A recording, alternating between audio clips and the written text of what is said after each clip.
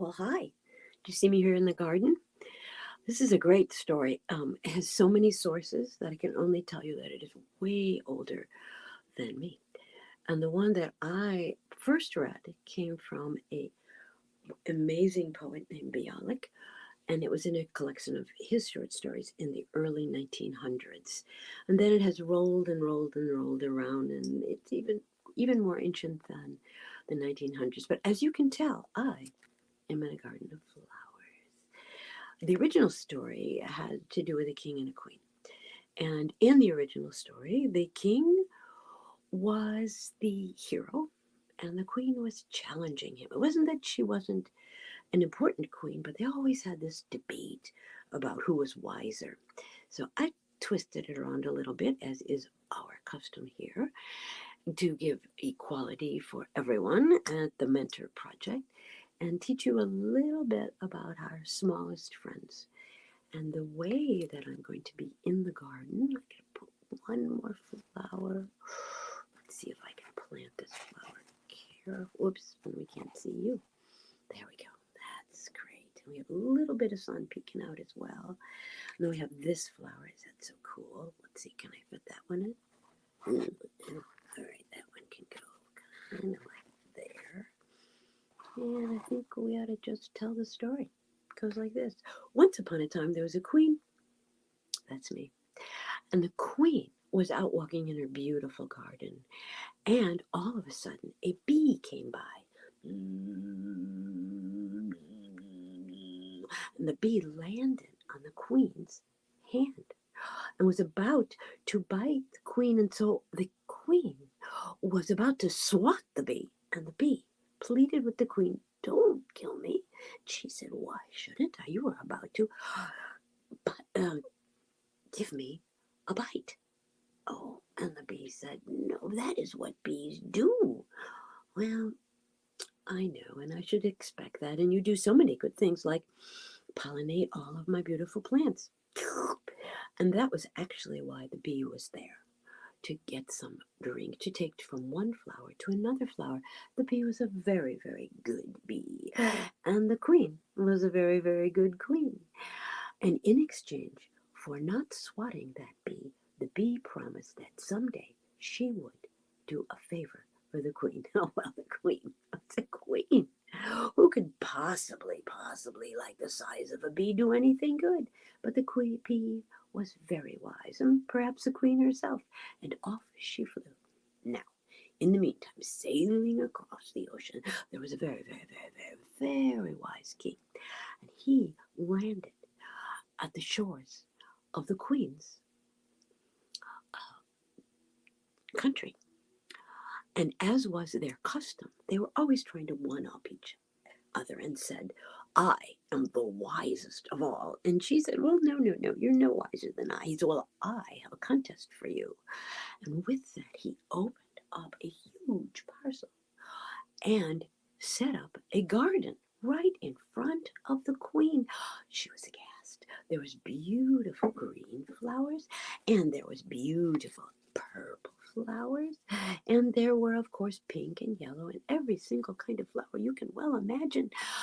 She was astonished. "That is a beautiful garden." And the king said to her, "Only one of these flowers is real." "No, they're way too beautiful. I can even smell them," she said, taking a big whiff out of the green flower. And the king said, "Well, that's because I am the smartest, the wisest king of all. And here is what I will propose to you." The queen said, "What?" "Well, if you can tell me which flower is real, then you are the wisest, wiser than me, and wiser than anyone. For this is a trick that cannot be fixed." Well, I don't have to tell you, the queen loved a good challenge. And so she looked carefully at all of those flowers. She looked at the beautiful green one. She looked at the magnificent purple one, and the pink one, and the yellow one. Each and every one of them had a fragrance that was not one way she was going to learn. And then she thought she could touch them and tell. But they felt so real that they had to all be real. What was she going to do? The queen was so perplexed, so puzzled, that she almost gave up. And then, from out of nowhere, there came her friend, the bee, whose life she had saved. The bee floated, seemed to float through the air, and landed on one flower. It was the green one. And as bees do, the bee took some pollen from the flower and then flew away. And now the queen was a very wise queen, and she knew that perchance the king was watching as well, but as it turned out, he was not. So she went carefully over to the green flower, and even though the smell was as before, now the queen knew the secret.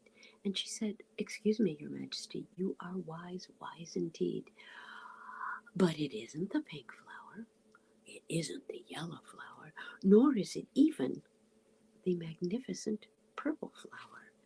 I do believe that the real flower is the green flower." The king was astonished. The king was amazed. The queen had outwitted him, and he admitted that yes, it was the green flower that was real. Now, the king and the queen were really good friends, and so they continued throughout their whole lives, their kingship and her queenship, to challenge each other's wit and wisdom. And they, of course, ruled their countries peacefully, prosperly, and not to mention with a little bit of honey. Bzz. And that is our story about how a tiny little creature, like a bee, could take care and help someone, maybe like you and maybe like me. So, this is Marilyn Price from the Mentor Project. I'm so glad you tuned in today. And don't forget, you can watch us again or listen to us on our podcast. Have a great day, a day of helping others and minding your own business. And that, my friends, that is the end.